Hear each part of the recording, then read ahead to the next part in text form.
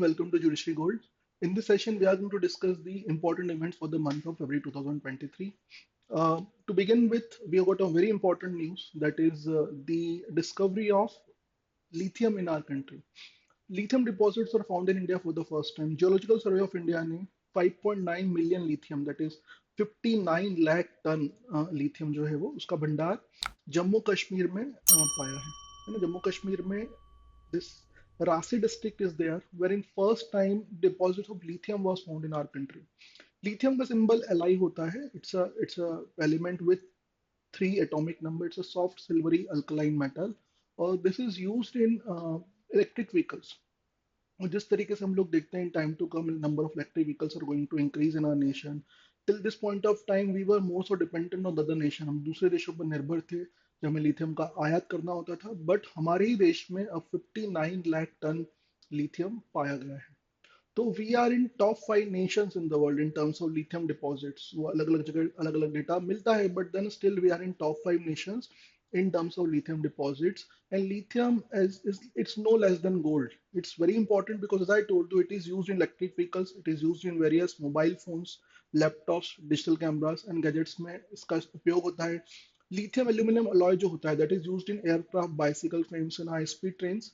And इन सब जो भी हम लोग यहाँ पर बता रहे हैं जो gadgets and other we are talking about these all these things are very important per se in usage in terms तो दैट इज वाई इसका लिथियम का पाया जाना अपने आप में एक बड़ी इंपॉर्टेंट इवेंट न्यूज होती है next comes is Air India is going to buy 470 planes Bharat Air India जो है एयर इंडिया बाय करने वाला है 470 plane this 470 planes are going to be bought from Airbus and Boeing है ना अब Airbus and Boeing are two top companies in terms of aircraft aviation sector हम देखें तो and this deal of 470 plane is the biggest deal ever इससे बड़ी deal इतिहास में कभी नहीं की गई है in 2017 Indigo went for 420 planes का ऑर्डर इंडिगो द्वारा दिया गया था in 2011 अमेरिकन एयरलाइंस ने 460 प्लेन्स का ऑर्डर दिया था 2011 में but this deal surpass all the previous नो बड़ी डील्स को ये डील सरपास कर देती है 470 प्लेन जो है 250 they are going to be bought from Airbus and 220 are to be bought from Boeing. Airbus and Boeing are the two, as I told you, top companies. Airbus belongs to Europe and Boeing belongs to US. है ना और इनसे ये अलग जो different planes जो हम लोग खरीदने वाले हैं that is A20 A350 and this 737 Max Jet Dreamliner and wide body planes which are going to be bought under this deal. ये डील जो है ये 10 वर्षों के दौरान मतलब 10 वर्षों में जो डिलीवरी होनी है प्लेन्स की वह की जाएगी इसका मतलब है कि हर महीने 3 to 4 planes are going to be delivered per month है ना 3 से 4 प्लेन हर मंथ डिलीवर किए जाएंगे ये स्पष्ट अब एयर इंडिया जो है इसका अगर इतिहास देखें तो air India started in year 1932 है ना बाय टाटाज ओनली एंड 1953 में एयर इंडिया का नेशनलाइजेशन कर दिया गया था तो बिगिनिंग जो होती है वो होती है 1932 में नेशनलाइजेशन जो होता है एयर इंडिया का दैट वाज डन इन 1953 2022 में एयर इंडिया अगेन कम मतलब it was Tata became owner of Air India in 2022 and they only for the growth in this particular sector for this they are going to buy this 470 planes from these two companies.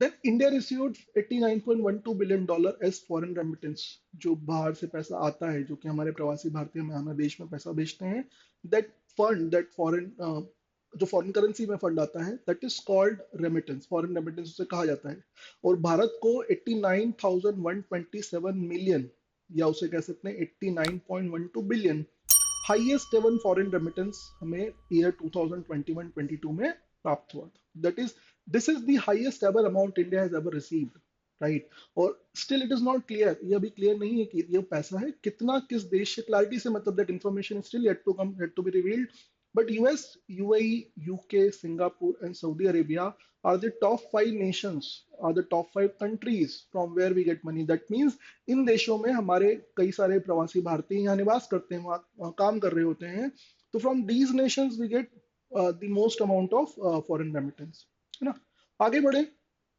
तो देश का पहला solid waste to hydrogen plant Pune में स्थापित किया जाएगा। Waste to hydrogen का मतलब होता है जो भी गार्बेज होता है, सॉलिड वेस्ट होता है, उसका इस्तेमाल करके उसको रिसाइकल या उसको यूज करके हाइड्रोजन गैस जो बनाई जाती है ना। Hydrogen is also important. Hydrogen important इसलिए है कि आपने सुना होगा कि लास्ट ईयर जर्मनी में कोर्डिया आइलैंड एक फ्लीट ऑफ ट्रेन निकाली गई थी जो कि हाइड्रोजन फ्यूल पर काम करती है। इस वर्ष हमने सुना है that China has went for, China अपने देश में हाइड्रोजन बेस्ड ट्रेन रन करने वाला है। Indian railway got plans regarding this. So hydrogen is becoming an important fuel, is important fuel, and its usage is going to increase in time to come because it's a clean fuel. इससे प्रदूषण नहीं होता है या कम होता है। So that is why hydrogen has become very important. And with this initiative, with this plant, which is 430 crore plant going to be started in Pune, वहां Pune municipal corporation ने 30 साल की एक एग्रीमेंट किया with Green Billions limited, TGBL. The Green Billions limited is the company, उनके साथ में agreement किया गया। 30 वर्षों का एग्रीमेंट है और यहाँ पर प्रत्येक दिन 350 टन सॉलिड वेस्ट का इस्तेमाल करके, गार्बेज का इस्तेमाल करके 10 टन हाइड्रोजन प्रतिदिन बनाया जाएगा। India is world's largest milk producer. 2021-22 में भारत में दुनिया का 24% ग्लोबल मिल्क प्रोडक्शन जो था वो भारत में किया गया था। इनमें अगर हम लोग 2014-15 से 2021-22 को कंपेयर करें तो there is India registered a growth of 51% in last 8 years, है ना। और टॉप 5 हम स्टेट्स की बात करते हैं तो टॉप 5 स्टेट्स में it is Uttar Pradesh, Rajasthan, Madhya Pradesh, Gujarat and Andhra Pradesh. Uttar Pradesh with 14.9% of production in India is topped in terms of milk producing states in our nation. 12 more cheetahs were translocated to India. We must remember last year it was September 17th, the birthday Modi ji का जन्मदिवस जो था, उस दिन भारत में 8 चीता, African cheetah लाए गए थे from Namibia. This time around, on Feb 18, 12 more cheetahs were translocated to India from South Africa, and in both the occasions जो चीता हैं वह कुनो नेशनल पार्क में रखे गए हैं, राइट। सो टोटल अगर देखा जाए तो हमारे देश में अब तक पिछले 6 महीनों में 20 चीता लाए जा चुके हैं, है ना। हमारे यहाँ पर एक्सटिंक्ट थे, इन्हें यहाँ लाया जा रहा है, इन्हें कुनो नेशनल पार्क में रखा जा रहा है और हम अपेक्षा करते हैं कि आगे जाकर की इनकी तादाद जो है वो बढ़ाई जा सके। फिर इंडिया लार्जेस्ट हेलीकॉप्टरिंग मैन्युफैक्चरिंग यूनिट जो हिंदुस्तान एरोनॉटिक्स लिमिटेड की यूनिट होती है, 615 एकड़ में टुमकुरू कर्नाटक में स्टार्ट की गई। दिस यूनिट वाज, इनके जो आधारशिला थी 2016 में मोदी जी द्वारा रखी गई थी।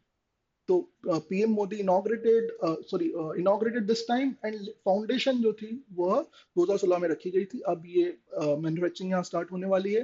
तो to begin with light utility vehicles, light utility helicopters are going to be launched and then light combat helicopters बनेंगे और उसके बाद में इंडियन मल्टीरोल हेलीकॉप्टर जो होंगे उनका यहाँ पर प्रोडक्शन किया जाएगा।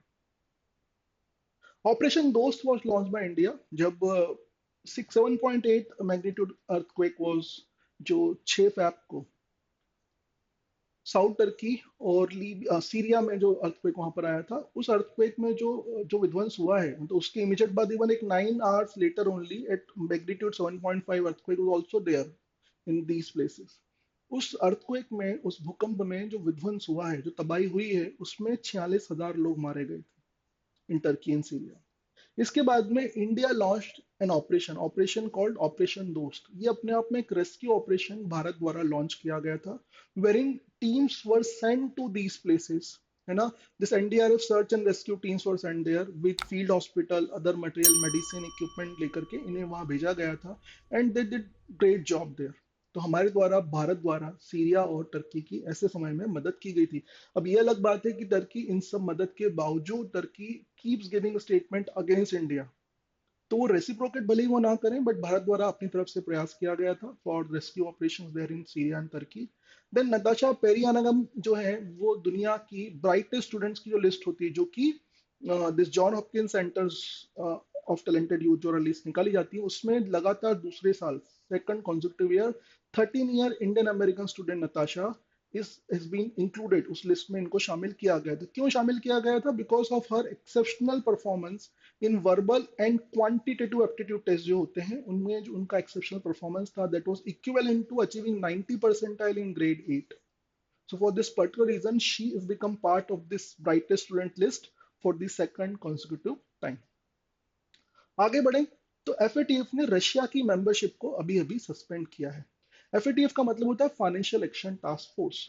ये एक ग्रुप होता है जिसमें कोई ऐसा देश जो कि मनी लॉन्ड्रिंग में या कि फिर टेरर फाइनेंसिंग में या कि न्यूक्लियर रिसोर्सेस या न्यूक्लियर जो भी फैसिलिटीज होती है उनके ट्रांसफर में या इस तरीके से पाया जाता है, तो उन्हें ग्रे या ब्लैक लिस्ट में डाला जाता है। ब्लैक लिस्ट वो होती है जो कि एक्सट्रीम कंडीशन जहां पर उनके इन देशों के सुधरने की गुंजाइश होती है, like we talk about North North Korea, Myanmar की, ईरान की बात करें तो ये तीन देश जो है वो ब्लैक लिस्ट में शुमार होते हैं।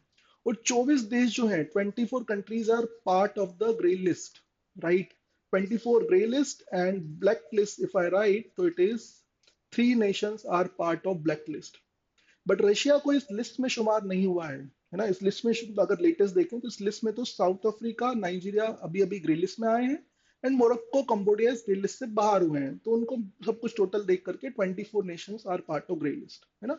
ब्लैक लिस्ट जो है मोस्टली कांस्टेंट है, उसमें अभी तक नॉर्थ कोरिया और ईरान कई दिनों से वहां थे। अब म्यांमार एक नया मेंबर उसमें कुछ समय पहले शामिल हुआ है, right.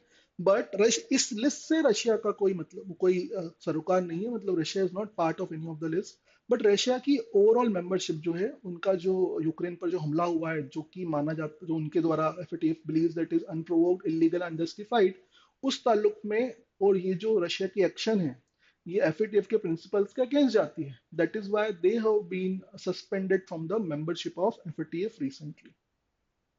Then WHO declared Marburg outbreak. Marburg outbreak जो होता है वो डब्ल्यूएचओ द्वारा कुछ समय पहले फर्स्ट एवर आउटब्रेक जो है वो इस डिजीज का इक्वेटोरियल गिनी में डिक्लेयर किया गया। अब ये क्या होता है, ये हेमरेज जो होता है, आपने सुना हो तो, हेमरेजिक फीवर इस टाइप से होता है। वेरी हेमरेजिक फीवर मतलब ये ब्लीडिंग जहां से रिलेटेड होता है। It can affect bodies organs and cause bleeding. It is just like Ebola. The Marburg virus originates bats जो चमगादड़ में पाया जाता है। तो इसका पहला आउटब्रेक जो है वो इक्वेटोरियल गिनी में कुछ समय पहले पाया गया, जिसका डब्ल्यूटीओ ने जिसको अनाउंस किया था। Then Jupiter has got 92 moons and Jupiter has become the planet with maximum number of moons. Jupiter के 92 मून्स, चंद्रमा जो हमारे यहाँ चंद्रमा कहते हैं, जुपिटर के सैटेलाइट जो होते हैं उन्हें हम अगर मून कहें तो 92 मून्स पाए गए। इसके पहले it was Saturn with 83 moons, जो सबसे ज्यादा मून्स इस प्लेनेट के होते थे। अभी अभी स्कॉट शेपर्ड जो कि एक एस्ट्रोनॉमर है वॉशिंगटन कार्नेगी इंस्टीट्यूट में, उनके द्वारा 12 नए मून वहां पर पाए, मतलब उनके द्वारा डिस्कवर किए गए। They were anyway there, but they have been discovered by this guy Scott Shepherd. So इन 12 को मिलाकर के टोटल जो मून हो चुके हैं वो हो चुके हैं 92 चंद्रमा, है ना। तो 92 चंद्रमा के साथ में Jupiter has become the planet with highest number of moons. Earlier it was Saturn, इसके पहले सैटर्न जो है वो हुआ करता था, right. Coming to next news, that is Vishwa Bharati university दुनिया की पहली लिविंग हेरिटेज यूनिवर्सिटी यूनेस्को द्वारा डिक्लेयर की जाने वाली है बाय अप्रैल में 2023। समझिए दुनिया की पहली लिविंग हेरिटेज यूनिवर्सिटी होगी। इसके पहले जो हेरिटेज माने जाते हैं, they have been like the old monuments and all, है ना, जो भारत में 40 करीब होते हैं। ये पहला ओकेजन है, पहली बार ऐसा हो रहा है कि वन लिविंग हेरिटेज जो है वो डिक्लेयर किया जाना है। Usually heritage tag is given to UNESCO as an intangible monument. It is for the first time a tangible university will be given the legacy tag by UNESCO, है ना।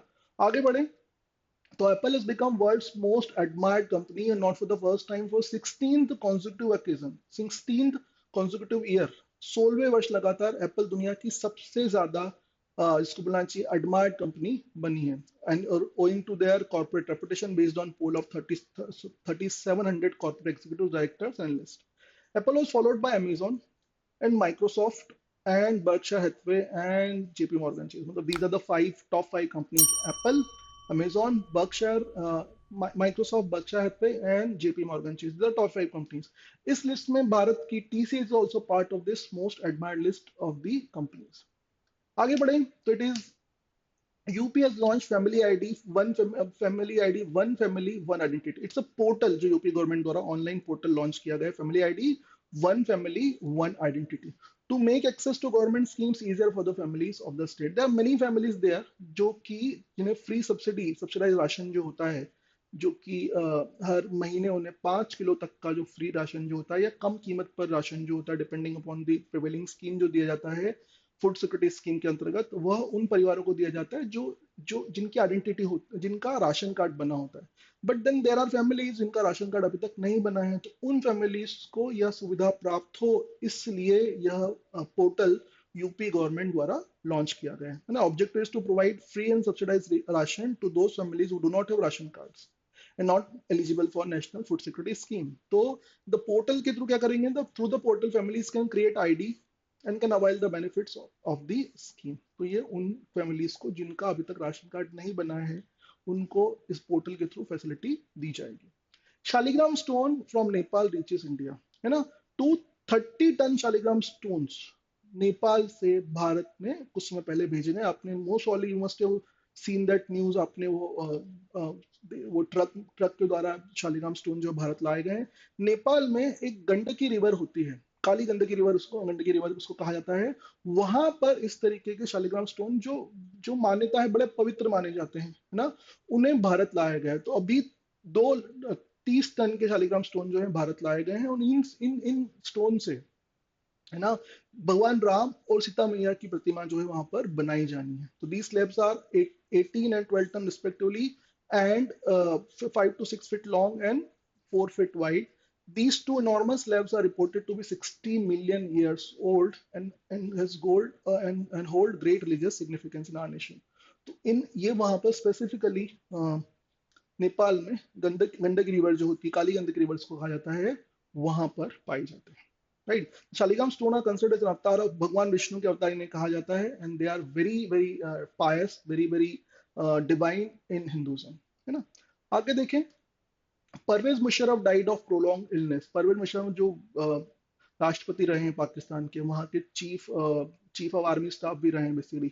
सो 79-year-old former Pak president and army chief Pervez Musharraf died in American hospital in Dubai after spending around 8 years in self-imposed exile. देखिए, पाकिस्तान की प्रथा ये रही है वहां पर कि वहां पर किसी भी प्रधानमंत्री ने अपना पूरा कार्यकाल कभी कंप्लीट किया नहीं है। There are many army chiefs who have usurped power, जो बोलते हैं, उन्होंने हथियाया है, कब्जा किया है वहां पर शासन में, और कई सालों तक इन आर्मी चीफ ने वहां पर शासन चलाया है। On similar lines, Musharraf, he was the last such army chief, last president आप बोल सकते हैं, जो इस तरीके से आए थे। इसके पहले भी वहां पर कई प्रेसिडेंट ऐसे रह चुके हैं जो कि जिन्होंने वहां की सत्ता पर कब्जा किया था। तो he was the fourth such army chief who went on to become the president in Pakistan, है ना। और ओवरऑल ये 10वें राष्ट्रपति थे जिन्होंने 1999 वहां पर एक तख्ता पलट मिलिट्री coup जिसे कहा जाता है उसका हिस्सा बने। 2007 तक ये पाकिस्तान में मतलब जिसको बोलना चाहिए प्रेसिडेंट रहे। इनके द्वारा ही उसके पहले वहां पर 1999 में हमारा कारगिल वॉर जिनमें हमने पाकिस्तान को हराया था, इनके द्वारा ही उसको कॉन्स्पिरेसी जो है वो रखी गई थी। इनकी कुछ समय पहले वहां पर दुबई में मृत्यु हुई है। Indore become the first civic body to issue green bond, है ना। इंदौर म्यूनिसिपल कॉर्पोरेशन, जो इंदौर जिसको जो 6 बार हमारे पूरे जो स्वच्छ भारत सर्वेक्षण में 6 बार लगातार पहला स्थान जिस इंदौर ने प्राप्त किया है, वहीं इंदौर म्यूनिसिपल कॉर्पोरेशन ने पहली बार, they become the first civic body to release green bonds. Green bond जो होते हैं, green bond are release for sustainable, जिसको बोलना चाहिए renewable energy resources, clean transportation, sustainable water management, इन ताल्लुक में, इन पर्पजेस के लिए जो कि बॉन्ड रिलीज किए जाते हैं, मतलब इनसे जो पैसा उगाया जाएगा, पैसा जो इनसे जनरेट किया जाता है, वह इन पर्टिकुलर पर्पजेस के लिए यूज किया जाता है। तो उन ऐसे सच बॉन्ड्स को ग्रीन बॉन्ड्स कहा जाता है। तो Indore municipal corporation has become first civic body in the country to issue green bonds. जो ग्रीन बॉन्ड इशू करने वाली पहली बॉडी इंदौर म्यूनिसिपल कॉर्पोरेशन बना है। लक्ष्य रखा गया था 2044 करोड़ रुपए का, to be raised through green bonds, but successfully managing the whooping amount of 720 crores। मतलब 2044 करोड़ जनरेट करने का लक्ष्य इंदौर म्यूनिसिपल कॉर्पोरेशन द्वारा रखा गया। They were the first to go for such green bonds, but उस लक्ष्य से कई ज्यादा 720 करोड़ जो है वो इस पर्टिकुलर बॉन्ड से जनरेट किए जा चुके हैं, है ना। I told you green bonds are means for obtaining that which funds are raised for green project. Green project मतलब रिन्यूएबल एनर्जी के लिए, क्लीन क्लीन ट्रांसपोर्टेशन के लिए जो प्रोजेक्ट लगाए जाते हैं, उनमें जब पैसा लगाने के लिए रिक्वायरमेंट हो और बॉन्ड रिलीज किए जाए तो उन्हें ग्रीन बॉन्ड कहा जाता है। Then going forward with Lexi is India's first ChatGPT powered AI chatbot. We all know about ChatGPT. ChatGPT अपने आप में एक बॉट है जो कि बड़ा प्रॉपरली इसको बोलना चाहिए, it's artificial intelligence bot with a language model which is very comprehensive language model. अगर आपने देखा हो तो यहाँ पर चैट के फॉर्म में anything you ask from chat GPT is going to reply back in form of a chat. You keep talking to them, as in let's say we go to Google and we try to search something. हम Google पे जाकर search करने का प्रयास करते हैं, तो हमें वहां पर वेबसाइट के फॉर्म में, वेब पोर्टल के फॉर्म में हमें इंफॉर्मेशन मिलती है. We need to go to web portal, we need to browse, and then they will be able to find the news. But then ChatGPT पर when you ask something, that is going to reply you in form of chat, and there will be no, जिसको बोलना चाहिए वहां पर कोई marketing या add वगैरह जो पाई जाती है वो वहां नहीं होती है. तो it is become very famous. It was released on 30th of November, और पिछले 2-3 महीनों में ही it is become very famous. It is become a new internet phenomena, and companies are जैसे गूगल ने बार्ट कुछ समय पहले लॉन्च किया था, माइक्रोसॉफ्ट बिंग जो है दैट इज बीन उसके साथ में स्टार्ट किया जा रहा है. So companies are vying for introducing products based on chat GPT. तो हमारे देश में पहली बार Lexi is India first chat GPT powered AI chatbot, है ना. India is now is own chat GPT powered AI chatbot called Lexi by Velocity. Velocity अपने आप में एक फाइनेंशियल टेक्नोलॉजी कंपनी है. ये क्या करते हैं, they help businesses to keep tab of their marketing spending revenues and so on, जो होता है उनका पूरा की पूरा जो नए बिजनेसेस का होता है, स्टार्टअप्स का होता है, उनको this company helps them. So what they do, they provide all the details. They keep tab on this spending and all. It provides founders with necessary business insights which can be accessed on WhatsApp. मतलब जो business insight जो जानकारी होती है WhatsApp के through they provide करते हैं. WhatsApp के साथ में इन्होंने चैट जीपीटी को इंटीग्रेट कर दिया है. Now ChatGPT has been integrated in the same WhatsApp interface. Customers will be able to use AI Lexi for answering their queries. मतलब जो बेस होगा वो चैट जीपीटी होगा, और चैट जीपीटी का यूज करके Lexi is going to provide the details. Chat के form में ही होगा वहां पर. Asking something it will be returning in form of chat. और इसका जो इसको पावर किया जाएगा, पावर्ड बाय चैट जीपीटी, ऐसा मान सकते हैं. आगे देखें तो E20 fuel was launch by PM Modi, मतलब वर्चुअली लॉन्च किया गया पीएम मोदी द्वारा इन बेंगलुरु, है ना. PM Modi inaugurated India energy week 2023 in Bangalore on 6 Feb. As part of event, he also launched E20 fuel. E20 fuel का मतलब होता है इथेनॉल की 20% मात्रा होती है और बाकी इट इज पेट्रोल, है ना. तो in line with ethanol blending road में PM Modi launch E20 fuel at 84 retail outlets of oil marketing companies in 11 states. Oil marketing company मतलब आईओसीएल, बीपीसीएल, एचपीसीएल जो होता है, जो ऑयल सेल करते हैं, जो पेट्रोल सेल करते हैं, उन कंपनीज के 84 रिटेल आउटलेट्स पीएम मोदी द्वारा वर्चुअली इनॉग्रेट किए गए थे. तो E20 is a type of refined mix fuel. It contains 20% of ethanol and 80% of petrol. और इसके बारे में आपको मालूम होना चाहिए कि 20% इथेनॉल अगर यूज किया जा रहा है तो इथेनॉल हमारे देश में ही प्रोड्यूस किया जाता है, और पेट्रोल हमें आयात करना होता है. तो अगर 20% इथेनॉल का प्रयोग किया जा रहा है मतलब 20% सेविंग हो जाएगी हमारे पास. And that is the reason it is being pushed by government. अब जो है वो पहले कम मात्रा थी, अब उसको बढ़ा करके 20% कर दिया गया. तो E20 fuel was launch by PM Modi in Bengaluru, है ना. Government aims to achieve full 20% blending of ethanol by year 2025. 2025 तक ये लक्ष्य रखा जा रहा है कि पूरे देश में 20% ब्लेंडिंग ऑफ इथेनॉल किया जा सके. Then SEBI notified the yellow bond to raise funds. SEBI ने अभी कुछ समय पहले येलो बॉन्ड के बारे में बोला. अब येलो बॉन्ड क्या होते हैं, सबने ग्रीन बॉन्ड के बारे में देखा. ग्रीन बॉन्ड मतलब वो बॉन्ड जो कि रिन्यूएबल एनर्जी रिसोर्सेज के लिए, ग्रीन प्रोजेक्ट के लिए रिलीज किए जाते हैं. अब इन ग्रीन बॉन्ड को अगर दो हिस्सों में उसको अलग अलग किया जाए तो one will be blue bonds, another will be yellow bonds. Blue bonds कौन से, जहां पर मैरीन सेक्टर की बात की जाए तो उन्हें ब्लू बॉन्ड कहा जाएगा. अगर यह येलो बॉन्ड की बात करें तो वो सोलर एनर्जी की बात कर रहे हैं. तो marine sector and water management के लिए अगर कोई प्रोजेक्ट के लिए पैसा चाहिए, उनके लिए अगर हमको बॉन्ड रेज करते हैं तो वो ब्लू बॉन्ड कहलाएंगे. येलो बॉन्ड सोलर एनर्जी के लिए होंगे तो येलो बॉन्ड कहलाएंगे. But then ultimately they are part of what, they are part of green energy only. तो आप अगर उसको ध्यान से देखें तो ग्रीन कलर जो होता है वह ब्लू और येलो मिला करके ही बनता है. उस ताल्लुक में एक फ्रेमवर्क जो है वो सेबी द्वारा लॉन्च किया गया. तो SEBI has launched a framework for green bonds by introducing blue and yellow bonds as additional means of sustainable financing. तो ग्रीन बॉन्ड के तहत ही दोनों की दोनों बॉन्ड जो है वो आते हैं, और इन्हें सेबी द्वारा उसका एक फ्रेमवर्क जो है कुछ समय पहले दिया गया था. Both this bonds fall under the broader category of green debt securities, as I told you, right. Then we come down to another news, that is UTM, Sky UTM, India's first drone-based traffic management system was launched. Now, Sky Air is a company, and they have released this drone-based traffic management system, Sky UTM, in India. अब देखिए ये क्यों launch किया गया, पहले इसको समझें. In time to come, what in time to come? In fact, at present we see there are so many drones which are used nowadays. Very often they are used, है ना? And their count is anyway going to increase in time to come. तो अपने आप में जो drone का traffic होगा उसको मैनेज करना भी अपने आप में it is going to be a task in time to come. So in that regard, Sky UTM is a cloud-based aerial traffic management system. The software allowed drone operators to plan routes, make flight plans, and assess risk. जो drone operation होते हैं उनमें कहीं कोई उनमें there should be some जिसको बोलना चाहिए कुछ कोऑर्डिनेशन होना चाहिए. तो वो sake of that the sky UTM is the cloud based traffic management system for drones in India, you know, that will allow drone operators to plan routes, make flight plans, and assess risk before running drone-based operation in the country. It was unveiled by Nitin Gadkari, our transport minister.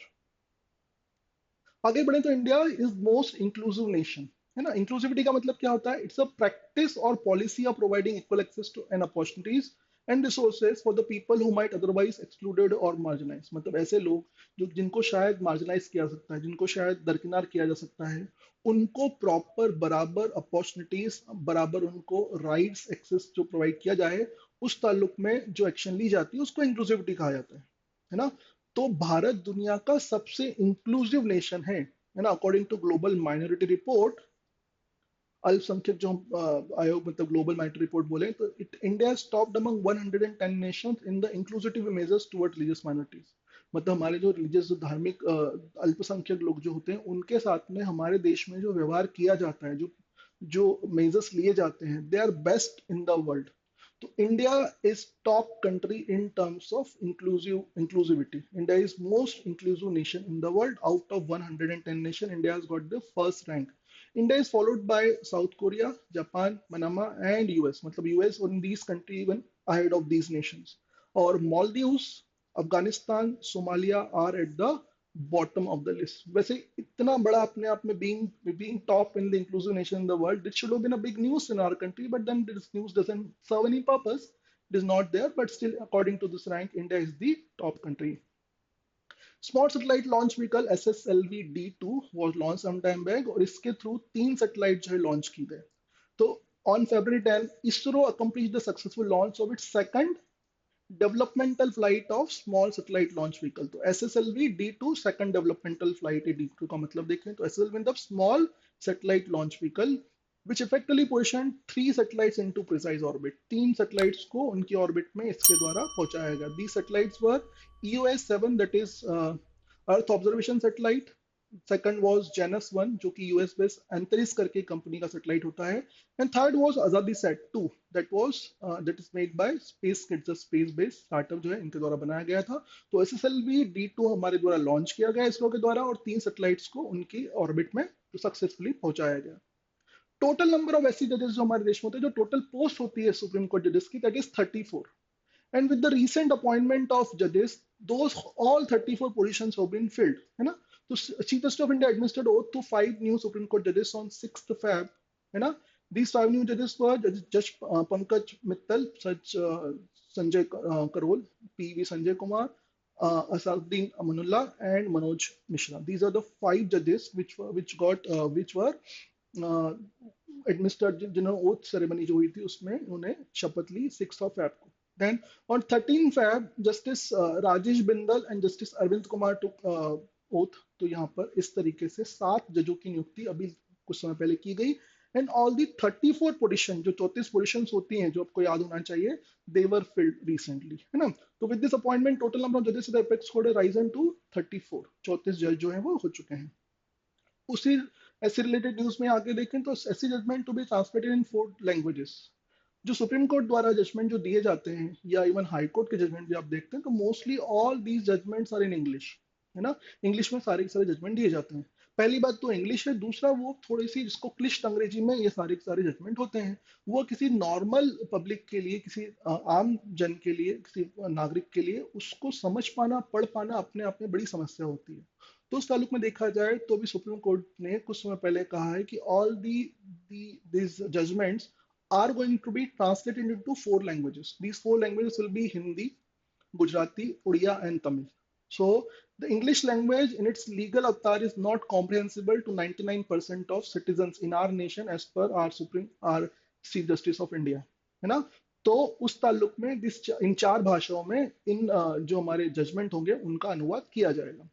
उसी ताल्लुक में हम देखें तो Kerala high court ने पहली बार Kerala high court has become the first high court in the country to translate the judgment in the local language, in the regional language.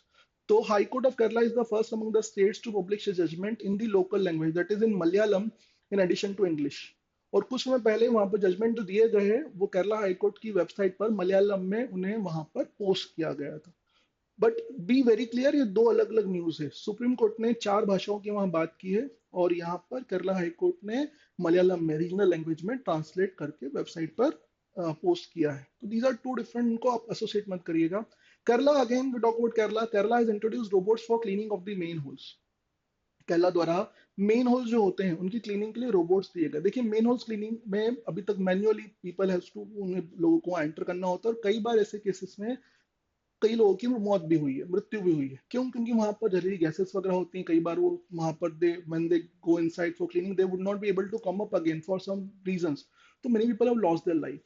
तो in that regard, Kerala has become the first state in the country to use robotics technology for cleaning the commission manhole into uh, by pressing into service robotic scavenger bandicoot, है ना, this bandicoot in the temple town of Guruvayur. तो गुरुवायूर से इन्होंने start किया है। पहली बार एक robot का इस्तेमाल किया गया और रोबोट को इस्तेमाल करके वहां पर जो मेन होल्स होते हैं उनकी सफाई कर रहे हैं।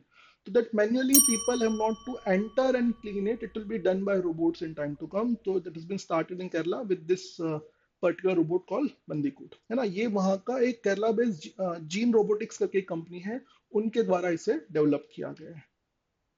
President's Colors, an important award, was this time around given to Haryana Police. Haryana Police was given President's Color Award, recognition of their outstanding service to the nation. ना, प्रेसिडेंट कलर एक important award होता है जो हर साल हमारी arm forces को दिया जाता है ना।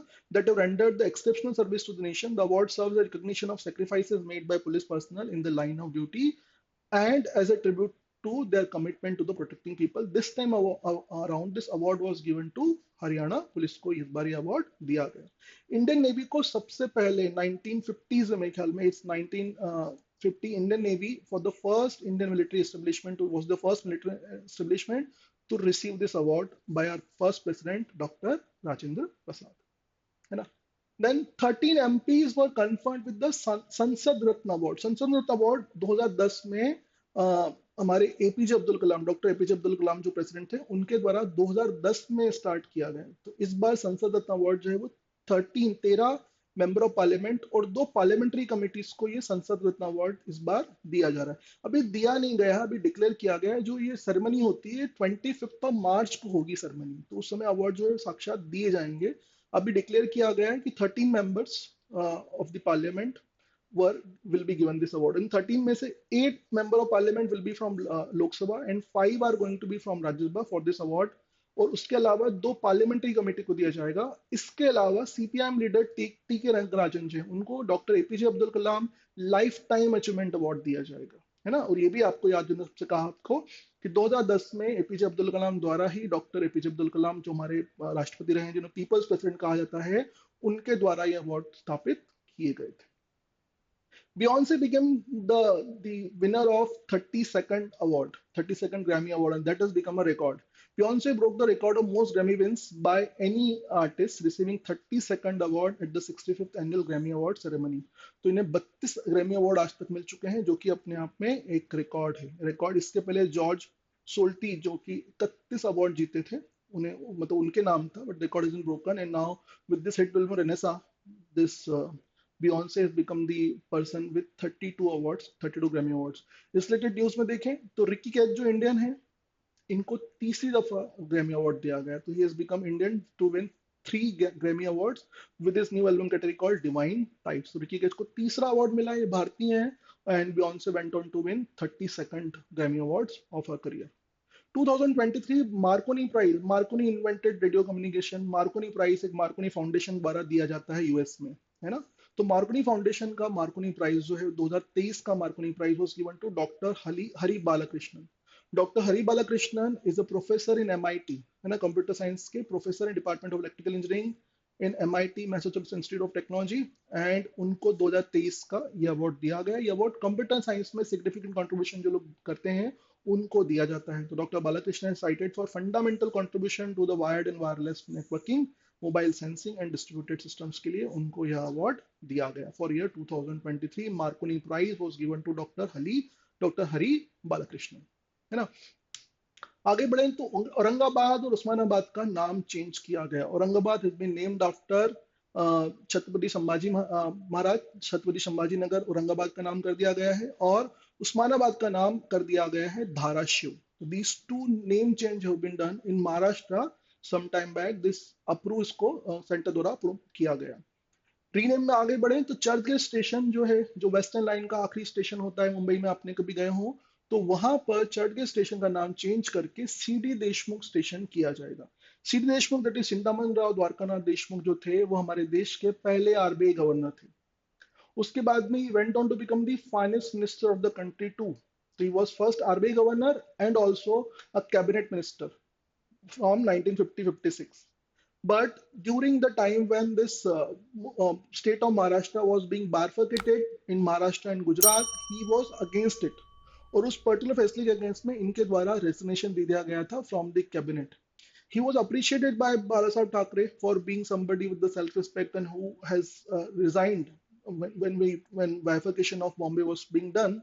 उस ताल्लुक में उनको अप्रिशिएट किया गया था बाला साहब ठाकरे द्वारा, राइट। सो CD देशमुख के नाम, उनके नाम पर अब जाकर के चर्चगेट स्टेशन जो होता है उसे उनका नामकरण किया जाएगा। तो iconic Churchgate station will be named after CD Deshmukh. Then Indian air force ने वायु लिंक एक this framework, sorry this communication system एक डेवलप किया हुआ है। Indian force air force has come out with innovation solution that would help pilots to deal with the bad weather and also provide them jammer proof and unencrypted communication with the base station। when pilots जब base station से communicate करना चाहते हैं तो कई बार because of the weather, है ना, जो बैड वेदर कंडीशंस होती हैं जहां पर कम्युनिकेशन करना मुश्किल होता है। दूसरा, कई बार जब जैमर्स वगैरह लगाए जाते हैं तो जो कम्युनिकेशन होता है वो रुक जाता है, राइट।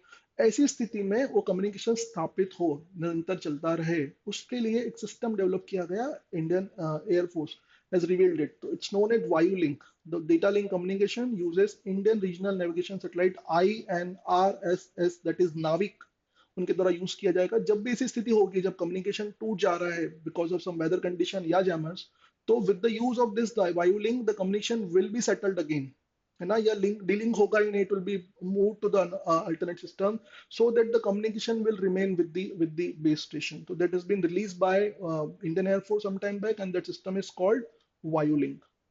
आगे बढ़े तो 6 new governors have been appointed by president along with the 7 reshuffle, है ना। तो president Murmu recently appointed 6 new governor and reshuffled 7 others। तो जो अपॉइंट किए गए गवर्नर में देखा जाए तो lieutenant general Parnaik has become the governor of Arunachal Pradesh, Lakshman Prasad Acharya has become the governor of Sikkim, CP Radhakrishnan has become governor of Jharkhand, Shiv Pratap Shukla became governor of Himachal Pradesh, Shri Gulab Kataria became governor of Assam, and Justice retired S. Abdul Nazir has become governor of Andhra Pradesh। So these are the 6 new governors appointment। Along with this 7 governors जो हैं उनको reshuffling वहां पर की गई है। तो विश्वभूषण हरिजन जो है, he has become governor of Andhra Pradesh।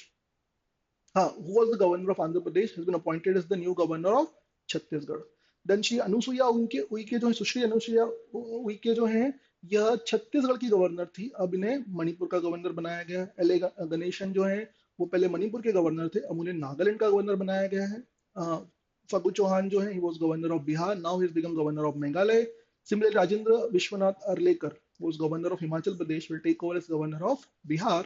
Ramesh Bais जो हैं वह गवर्नर ऑफ झारखंड बनाए गए हैं, सॉरी, जो was governor of Jharkhand has become governor of Maharashtra, है ना। जो भगत सिंह कोश्यारी जिन्होंने भी रिजाइन किया, उनकी जगह पर Ramesh Bais has become the new governor of Maharashtra. And brigadier doctor Shri BD Mishra, retired governor of Arunachal Pradesh जो थे, now he has become governor of Ladakh, lieutenant governor of Ladakh उन्हें बनाया गया है। तो 6 न्यू अपॉइंटमेंट किए गए हैं और 7 केसेस में reshuffle in terms of governor वाला किया गया है।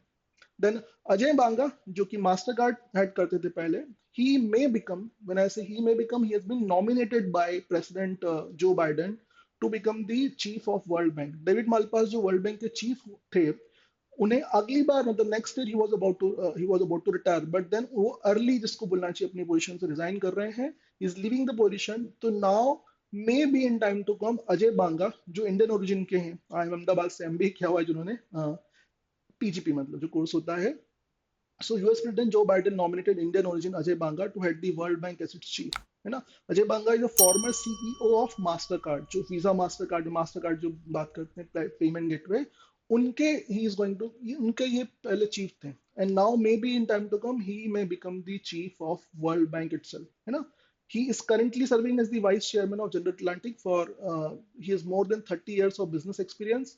और जहां तक हम लोग वर्ल्ड बैंक की बात करें, वर्ल्ड बैंक का हेडक्वार्टर वॉशिंगटन में होता है, और आज तक जितने प्रेसिडेंट रहे हैं, बनाए से डिस्ने प्रेसिडेंट, मतलब उसमें टेम्पररी तौर पर one women was made president there, तो दैट उनको अगर हटा दिया जाए, तो आज तक जितने भी प्रेसिडेंट रहे हैं वर्ल्ड बैंक के सारे अमेरिकन रहे हैं, बिकॉज अमेरिका का सबसे ज्यादा स्टेक होता है वर्ल्ड बैंक में। Initially they have been like उस पोजीशन पर डटे हुए हैं, तो only American are being made president there, right. तो उसी श्रृंखला में देखें तो may be this time around Indian American man become president of world bank, है ना। बट ऐसा कहा जा रहा है कि mostly they are going to prefer a women candidate for the president, but still we may hope कि Ajay Banga become the president of world bank in time to come.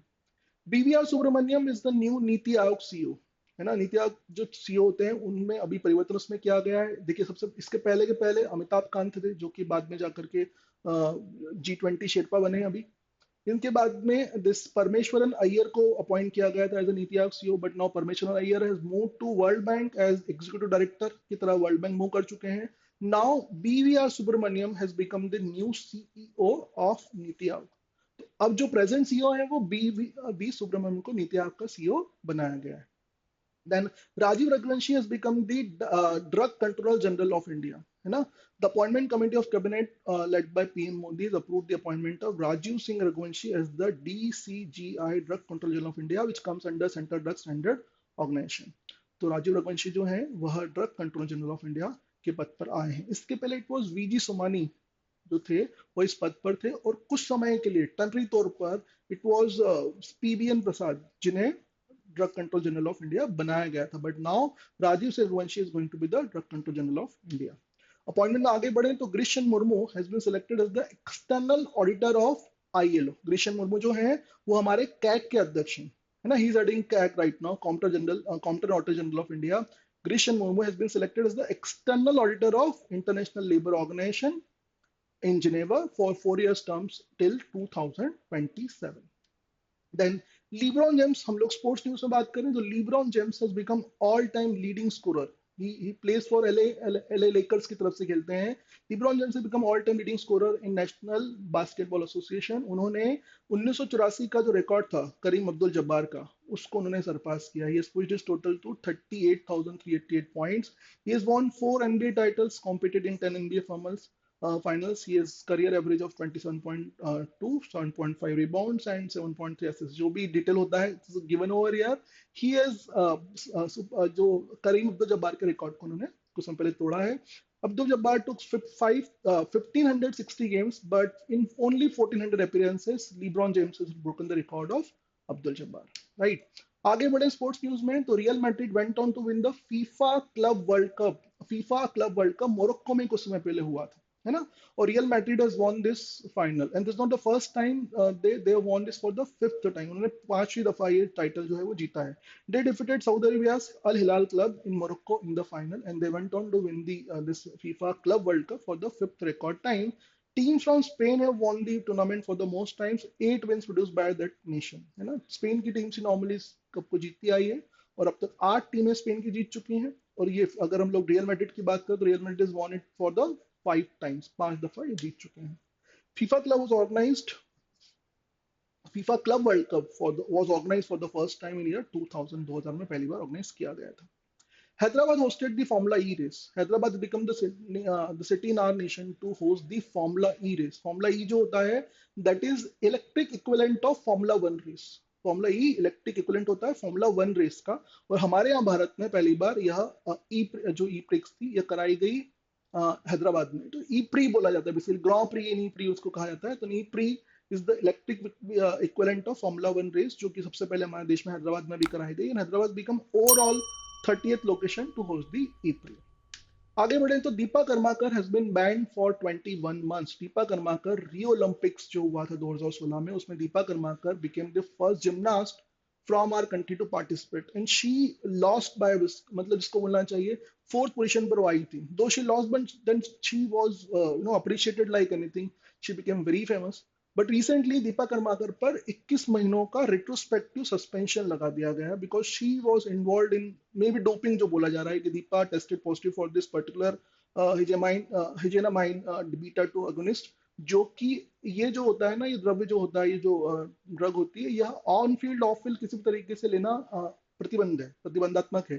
तो उस ताल्लुक में उनका टेस्ट किया गया था जुलाई 2000, सॉरी अक्टूबर 2011 में टेस्ट किया गया था. और उससे लेकर रिट्रोस्पेक्टिव उस दिन से लेकर के 21 महीनों का उन पर बैन लगाया गया है. तो जुलाई 10 2023 तक ये बैन लागू रहेगा. मतलब 21 महीने इस वर्ष जुलाई में कंप्लीट हो जाएंगे, क्योंकि 2021 में इस पर्टिकुलर डे अक्टूबर 11 पर इनका टेस्ट किया गया था. तो 21 महीनों का रिट्रोस्पेक्टिव बैन जो है उन पर अभी कुछ समय पहले लगाया गया. She is an Indian gymnast as I told you. Retrospective मतलब जो पीछे, प्रोस्पेक्ट मतलब आगे देखना, रिट्रोस्पेक्ट मतलब पीछे देखना होता है ना. तो पीछे आकर के मतलब अक्टूबर 11 2021 से ये बैन जो है वो लागू होता है. 21 महीनों का उन पर बैन लगाया गया था. Then Dipti Sharma has become the first Indian to take 100 T20 wickets. And be very clear, she is first Indian in men's or women's cricket. दोनों के ताल्लुक में देखा जाए तो Deepti Sharma became the first Indian across the men's and women's game to take 100 T20 international cricket जो होता है उसमें 100 विकेट लेने वाली पहली इंडियन बनी है ना. T20 क्रिकेट में, मेंस क्रिकेट में युजवेंद्र चहल जो है उनके द्वारा 91 विकेट्स लिए गए and that is the maximum bye an Indian player till now. Now Dipti Sharma has become the player with 100 T20 international wickets. So she has surpassed all the other players, all the players that men's women's दोनों मिला करके she has went on to take the 100 T20 wicket उनके द्वारा लिए गए. Australia has won women's T20 world cup. Australia ने women's T20 world cup जीता है और छठी बार जीता है. This not the first time they went on to win. They went on to win the world cup for six time and three consecutive time. तीसरी बार लगातार और छठी बार उनके द्वारा वर्ल्ड कप जीता गया, ऑस्ट्रेलिया द्वारा वर्ल्ड कप जीता गया. Australia defeated host nation South Africa. South Africa first time they went to play a ICC tournament final, but they were defeated by 19 runs by Australia. तो Australia ने again world cup, Australia का world cup जीतना it's not new at all, right? In men's World Cup also they won many times, and in the women's World Cup they won for the sixth time and third consecutive time. 6 बार जीते हैं और तीसरी बार लगातार जीते हैं. इसके अलावा mag Lanning जो कैप्टन है ऑस्ट्रेलियन क्रिकेट टीम की, she broke a record wherein she went on to captain the 5 ICC trophies. 5 ICC trophy जो होती है उनमें, मतलब she is the winner of ICC trophy. इसके पहले it was Ricky Ponting with 4 and M S Dhoni with 3 trophies. तो इन्होंने Ricky Ponting का रिकॉर्ड भी तोड़ दिया. ये पहली ऐसी कैप्टन है जिनके द्वारा 5 आईसीसी ट्रॉफीज जो है वो जीती गई हैं. Then Smriti Mandhana has become the costliest player in IPL, in WPL. WPL Women's Premier League जो भी स्टार्ट हुई है, उसकी जब बिडिंग हुई थी, उस बिडिंग में स्मृति मंदाना 3.4 करोड़ रुपीस में she become part of Royal Challengers Bangalore. So she is the costliest player in women's premier league में. सबसे कॉस्टलियर प्लेयर जो है वह स्मृति मंदाना कुछ समय पहले बनी है ना. With this we come to the end of the session, but before I sign off I must tell you about JG1. JG1 is our self-paced learning with recorded lecture course wherein we provide you 1000 hours of recorded videos. And with that, we also got comprehensive batch wherein live and interactive courses are online classes are provided to you. In both the courses, we guide you from the very basics till the interview preparation. And if you want to excel in your judicial prep, you can very well join in these two courses. You can call us on 7676 for more information. Herein I end my session. We'll meet you shortly in another session. Thank you.